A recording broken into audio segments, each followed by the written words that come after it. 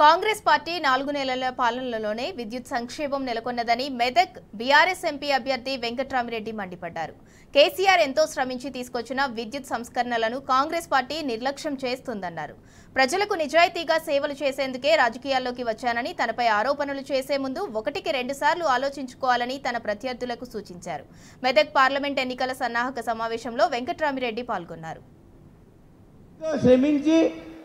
తెలంగాణ సాధించి తెలంగాణ వచ్చిన తర్వాత 9 మాసాలలో 2014 సంవత్సరంలో నిరంతర కఠోర శ్రమ చేసి పొద్దున్నదానక తెల్లారిదానక ఆలోచించి దేశంలో ఏ రాష్ట్రంలో లేని విధంగా మనకు తెలంగాణ సాధించుకున్నాక 2014 సంవత్సరంలో 9 నెలల తర్వాత ఒక్క రోజు కరెంటు పోకుండా మొన్న ఎలక్షన్ల దానిక ఇచ్చిన కేసీఆర్ గొప్పడా, మరి లేకుంటే తప్పుడు వాగ్దానాలు చేసి ప్రభుత్వాన్ని తప్పుడు అబద్ధాలు చెప్పి సీట్లో కూర్చున్న కాంగ్రెస్ ప్రభుత్వం మనం కరెంటు పోతుంది అనే పరిస్థితి ఒక 4 నెలల కాంగ్రెస్ ప్రభుత్వంలో మనం చూస్తున్నామంటే రానున్న రోజులలో తెలంగాణకు ఎంత అన్యాయం జరుగుతూ ఉంది.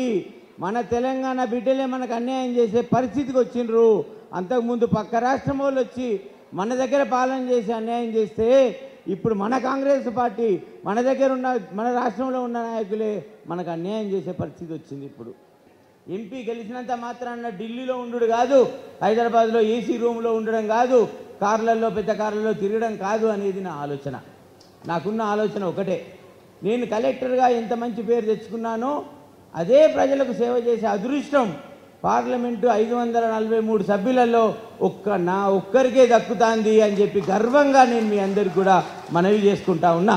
ఇవాళ యువతకి పీవీఆర్ ట్రస్ట్ ఏదైతే పెడతా ఉన్నానో ఆ ట్రస్ట్ కింద వాళ్ళందరికీ కూడా నైపుణ్యం పెంచి వారు ఏ విద్యనైతే చేసి ఆపారో ఆ విద్యలోనే నైపుణ్యం ఇచ్చి 6 నెలలకు ఒకసారి మంచి మంచి కంపెనీలు ఇవాళ సిద్దిపేట నియోజకవర్గంలో జాబ్ మేళా పెట్టి 1000ల సంఖ్యలో ప్రైవేట్ ప్లేస్మెంట్స్ ప్రైవేట్ జాబులు వాళ్ళకి ఇద్దామని 100 కోట్లు నీకు ఎక్కడికి వచ్చినాయని అడుగుతున్నారు నన్ను.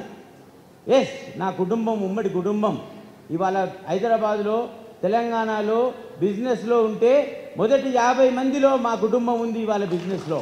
మరి బిజినెస్లో 30 ఏళ్ళ నుంచి సంపాదించే డబ్బు నేను ఇవాళ సమాజ సేవ కొరకు వచ్చిన. మరి నీలాగా నేను నాగన్లు ఫ్రీ అని లేదు, నీలాగా ఎగ్గు ఫ్రీ అని లేదు, నీలాగా నిరుద్యోగ భృతి అని లేదు, నీలాగా నేను అన్ని ఫ్రీ ఫ్రీ ఫ్రీ అని కుర్చీలో కూర్చుండి మరిచిపోయి 4 సంవత్సరాల తర్వాత 54,000 ఓట్లతో నేను ఓడిపోలేదు. అందుకొరకే నేను చెప్తా ఉన్నా నేను అబద్ధం ఆడను. ఏదైతే చెప్తానో, ఏదైతే చేయగలుగుతానో, ఏదైతే నా చేతిలో ఉందే అది మాత్రమే వాగ్దానం చేస్తూ ఉన్నా, అది మాత్రమే చేస్తా అని బాధ్యత చెప్తా ఉన్నా. ఏదైతే చెప్తానో ఖచ్చితంగా నేను చెప్పిన తారీఖు కన్నా ముందే చేసి మీ అందరి పక్షాన ఉంటా అని చెప్పి ఈ సభాముఖంగా చెప్తా ఉన్నా. నాపై తప్పుడు ఆరోపణలు చేయకండి.